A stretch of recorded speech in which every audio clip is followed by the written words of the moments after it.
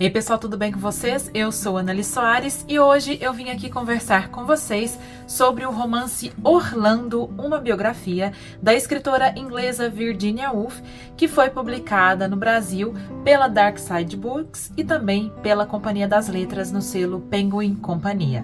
Então bora comigo pro vídeo de hoje. Bem, pessoal, então vamos lá falar sobre este grande romance da maravilhosa, grandíssima, musa inspiradora.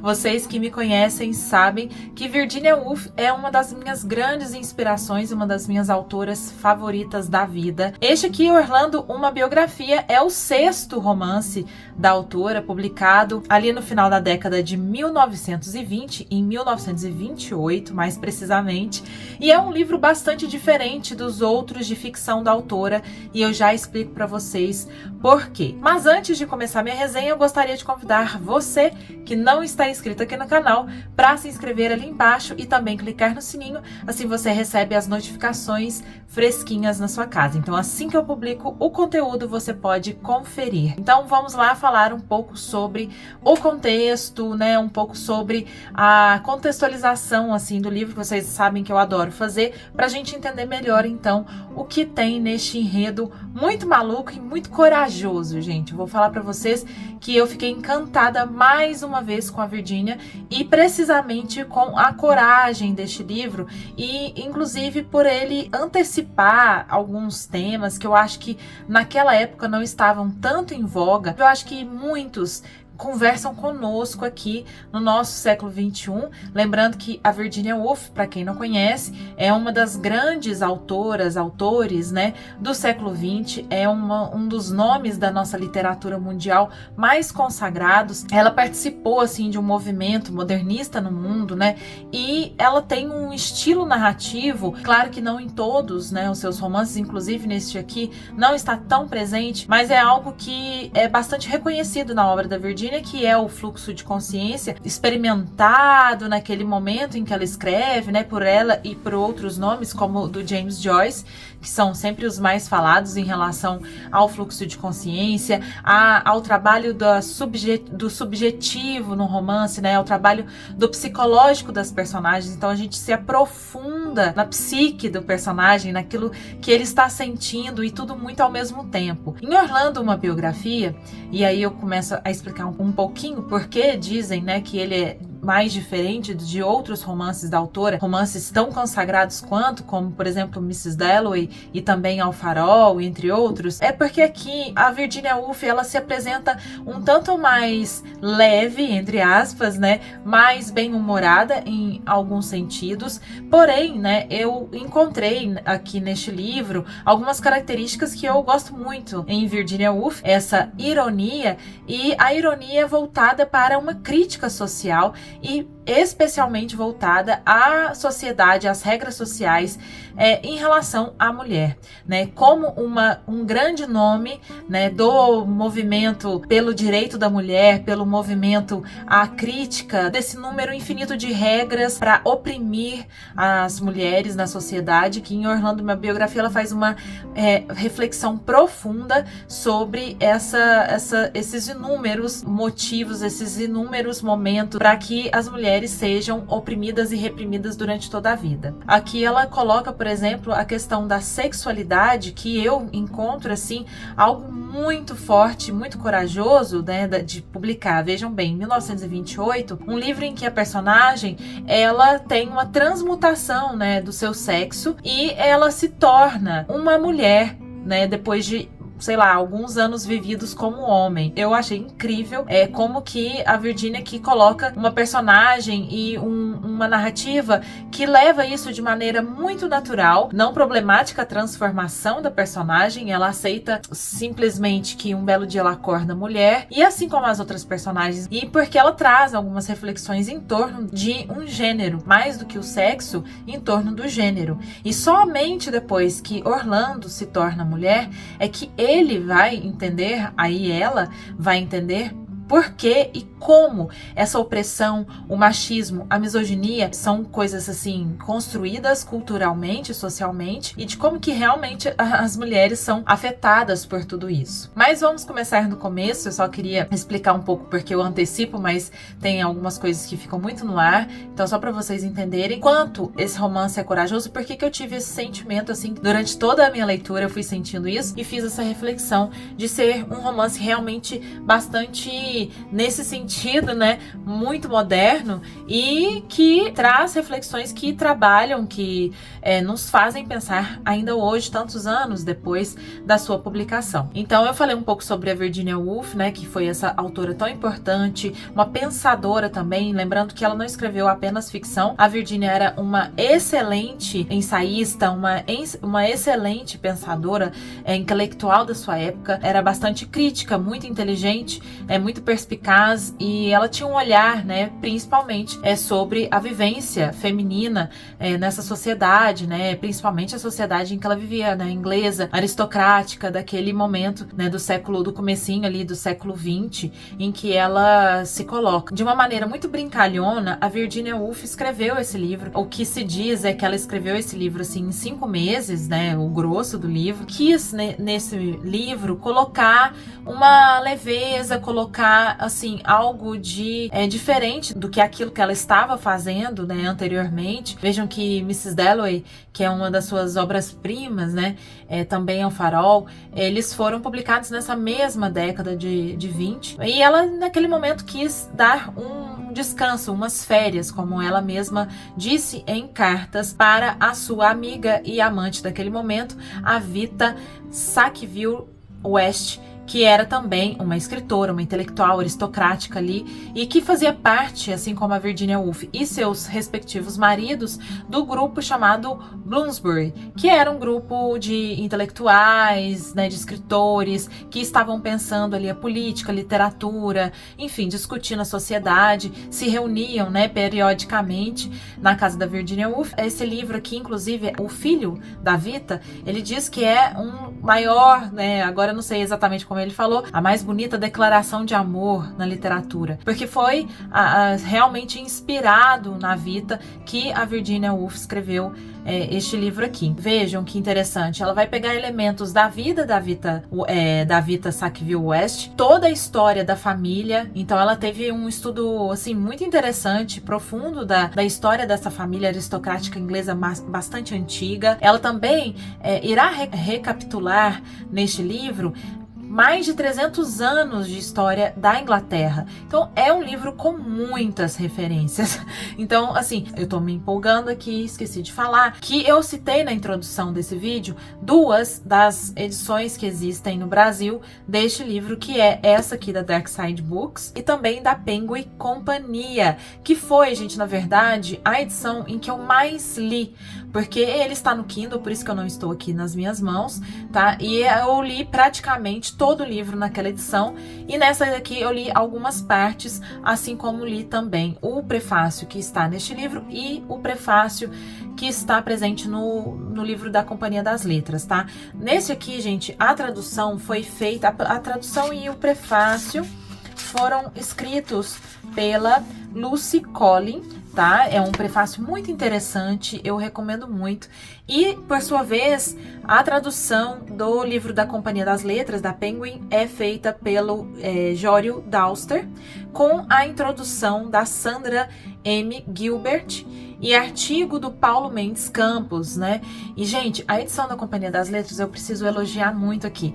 É uma coisa que é muito diferenciada nessa edição da Companhia, que eu gostei bastante, são as notas de rodapé feitas também pela Sandra. Então, nessa edição da Companhia, você não perde as referências múltiplas que a Virginia Woolf coloca aqui, tanto referências históricas quanto referências da família, né, da Vita. Coloca explicações de alguns elementos, alguns detalhes que poderiam passar despercebidos por nós, por desconhecimento ou qualquer coisa do tipo, mas que a gente acaba ali se aprofundando, né, com essa possibilidade de entender melhor. É um romance muito, muito realmente detalhista e que, assim, a gente precisa estar atentos, né, durante a leitura para não perder nada e para entender o que está acontecendo ali, né? Então, voltando aqui, a Virginia Woolf faz essa homenagem, então, à sua amiga, e a Vita escreve para Virginia, né, assim que ela lê o romance, tava, claro, emocionadíssima e que ela ficou até,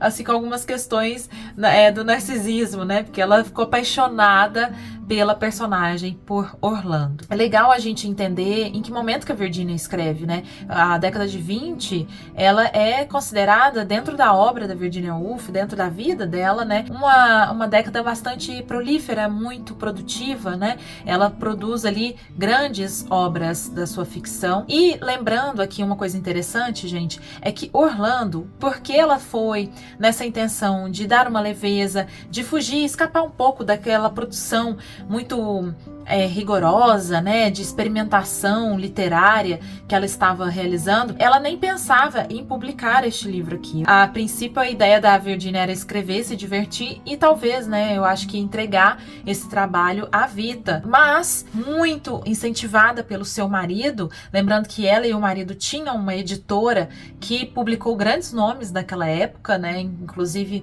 um dos grandes nomes é a Catherine Mansfield, que é um enorme nome da literatura mundial. O Leonard, né, o marido dela, incentivou muito a publicação. Publicou, e gente, Orlando, uma biografia, é um dos best-sellers da Virginia. Ele foi talvez o livro mais vendido da autora e que ajudou, né, a família dela financeiramente, não que eles precisassem tanto, mas foi um livro que realmente foi muito aceito pela crítica e pelo público já naquela época, o que me deixou ainda mais intrigada, gente, porque juro pra vocês que eu pensei em alguns momentos, se esse livro tivesse sido publicado hoje, o quanto de crítica conservadora não teríamos em relação a ele. De verdade, assim, o que me espanta, me assusta, me entristece. Essa reflexão é um pouco assustadora, gente. A gente pensar que, sei lá, um século atrás esse livro foi tão bem aceito, tão vendido, levando inclusive a adaptações ao teatro, cinema. E hoje a gente com essa onda conservadora. É pra se pensar, né? Mas enfim, depois dessa contextualização toda, eu vou, assim, resumir, tá? Eu não vou ficar entrando no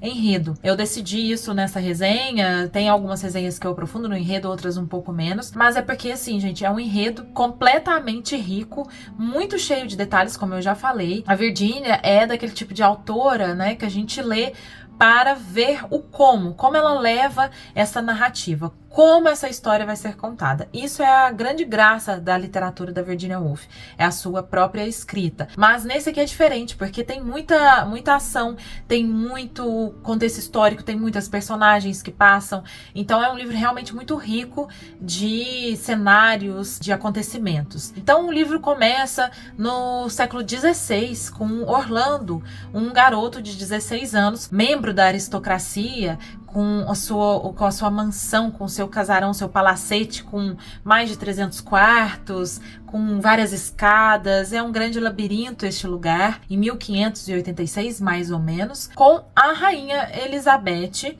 que em dado momento se encontra com Orlando e se encanta por aquele rapaz das pernas mais lindas de toda a Inglaterra, sei lá. Coloca, né, este garoto para andar com a sua corte, né? Então ele ainda sobe de lugar ali naquela sociedade, e a gente então acompanha as aventuras desse rapaz muito jovem, suas descobertas, a sua inclinação à poesia, à literatura, como ele começa a escrever naquele momento um poema que vai acompanhar assim por muitos e muitos e muitos anos, e as suas aventuras sexuais, amorosas. Em algum momento ele está com plebeias, em outro momento está com mulheres da aristocracia, até com a rainha tem umas cenas ali meio curiosas, né? Há muita descrição nesse livro, assim, principalmente nessa parte da juventude do Orlando. E, gente, algo muito curioso desse livro, que é muito maluco e é muito lindo, assim, é o trabalho da Virginia Woolf, que está presente em outras obras dela, e eu destaco até porque foi o que eu li, de fato, né, de romance, da Virginia, que é Mrs. Dalloway, é essa incongruência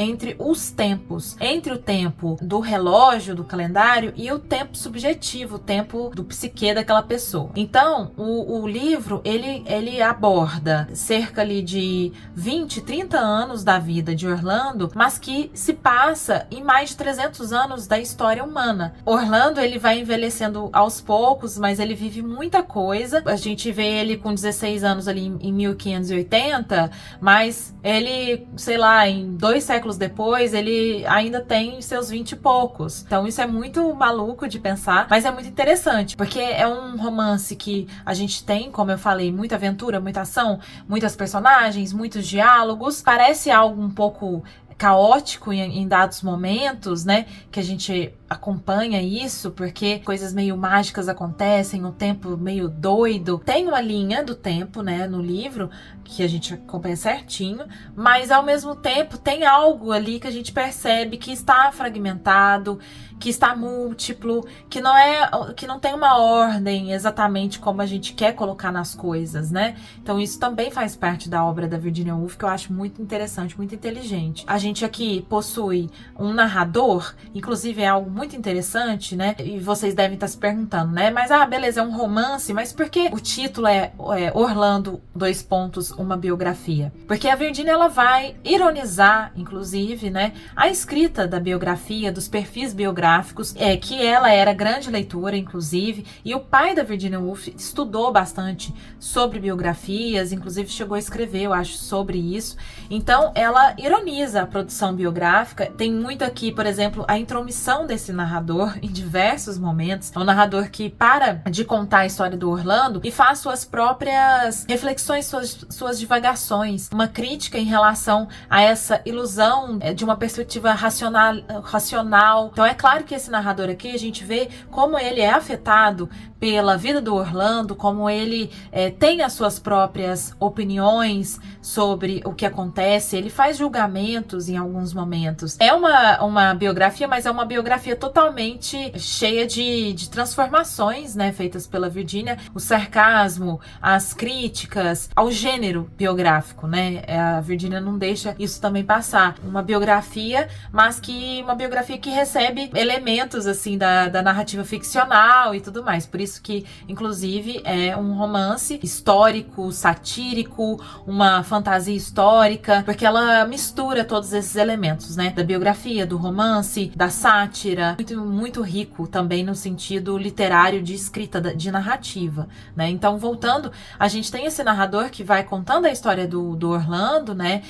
Durante todo esse grande período de mais de 300 anos, e que também nos apresenta muitas descrições e muitas questões da própria época em que Orlando está vivendo. Nessa primeira parte, gente, em que Orlando ainda é um homem, ele embarca em dado momento, ele vai em busca de algo diferente, ele decide, e porque, né, teve a oportunidade, nomeado já pelo rei Charles II como embaixador na Turquia, né, ele vai para Constantinopla, e aí lá vem um pouco, assim, dentro da narrativa, uma experiência um pouco mais esotérica, né, uma experiência um pouco mais mística e menos urbana, talvez. Então ele tem contato com aquela população, com aquela cultura diferente. Gente, meu vizinho acabou de começar a fazer reforma, então vocês me desculpem, mas vamos lá.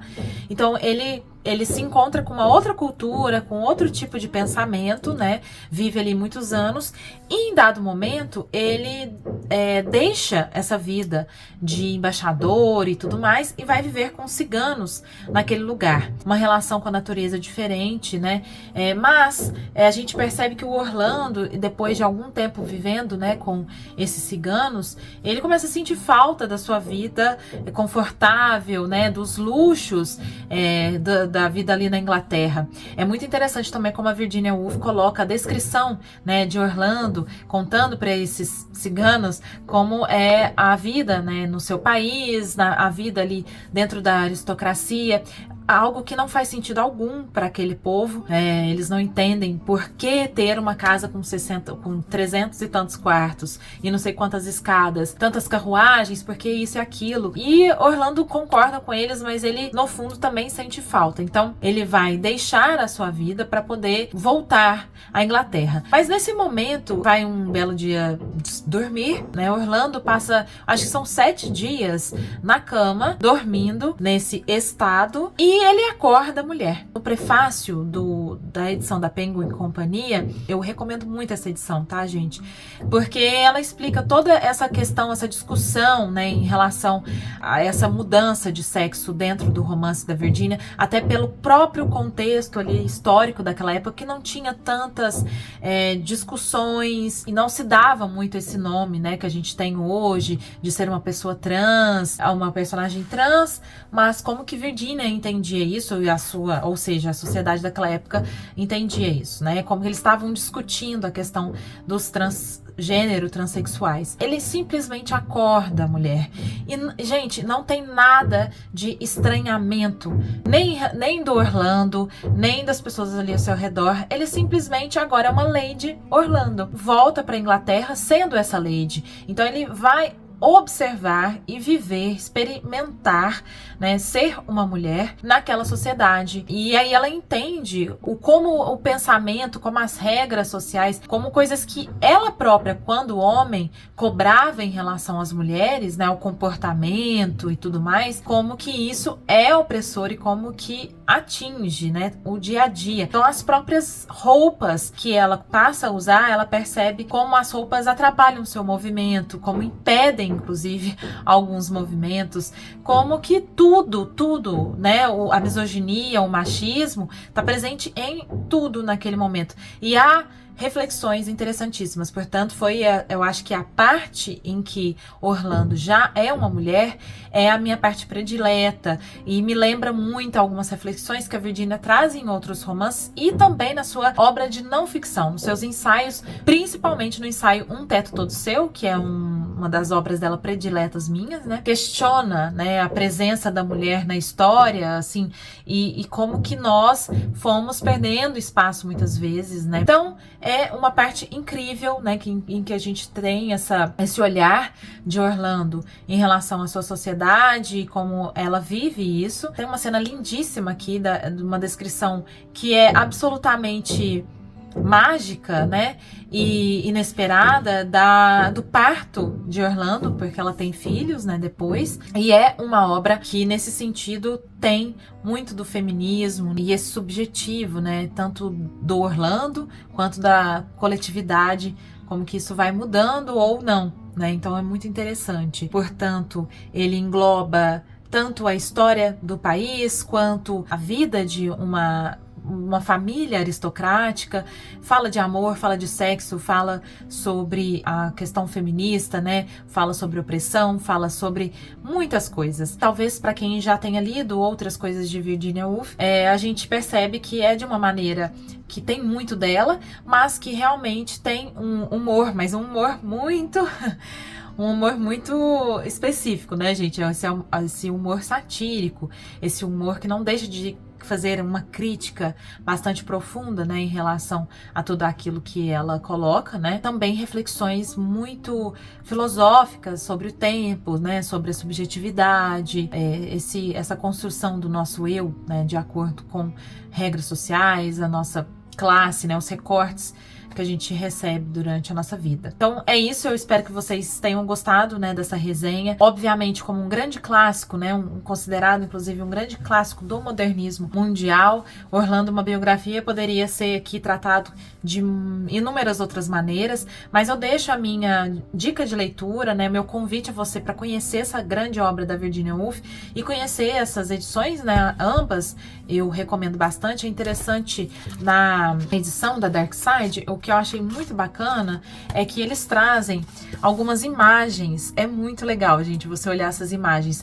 que são referenciadas, né, pela Virginia durante o romance, ilustrações que fizeram parte de uma edição, se não me engano agora, da primeira edição, né, do livro, né, a representação do Orlando ao longo dos tempos, aqui o Orlando já como mulher, por exemplo, e é maravilhoso, gente, de verdade, é um livro, assim, que exige bastante atenção, um livro em que eu tive que voltar diversas vezes, em alguns parágrafos, algumas páginas, porque realmente é muito cheio de referências, é claro que muitas vezes até cansa, porque são muitas notas, então tinha hora que eu decidia ficar na minha ignorância em relação a algumas referências, principalmente quando eu via que era uma referência muito específica, às vezes da vida da Vita, ou da relação da Vita com a Virginia.